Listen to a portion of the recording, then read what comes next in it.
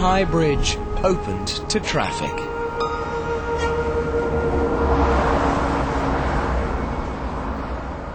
Since then, nearly 3 million containers have crossed its S-shaped span.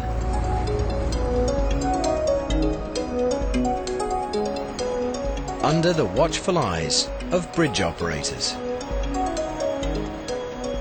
From this high-tech control room, they miss nothing that happens on, over, and under the world's second longest ocean bridge. Their eyes, some 80 surveillance cameras placed along its 32-kilometer length. Electronic eyes that never close.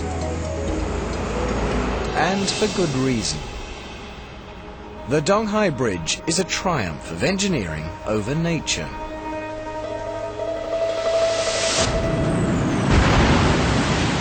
But nature isn't giving in that easily. Typhoons and fog can make driving on the Donghai Bridge hazardous. In 2006, Super Typhoon Chanshu battered China with powerful waves and winds.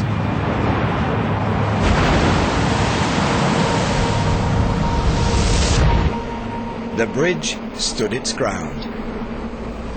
And by mid-2007, Yangshan had moved Shanghai from world's third biggest container port to number 2.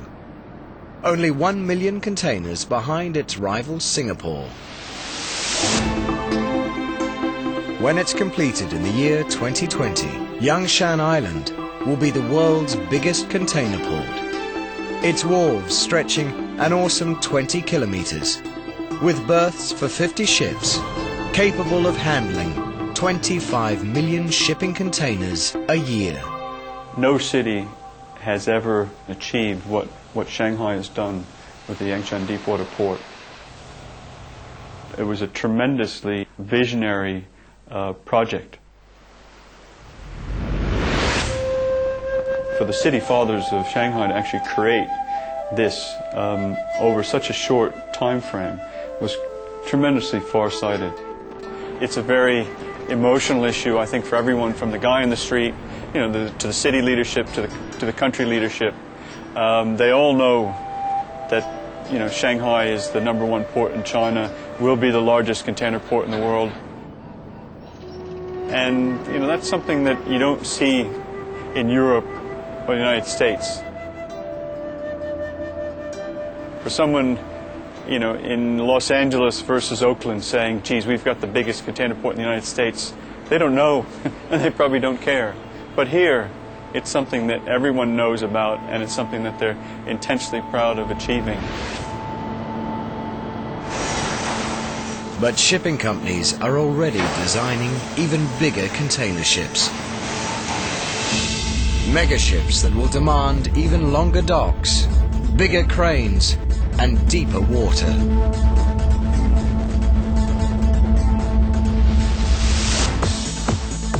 The biggest container port ever built may someday be just the first phase of an even bigger one.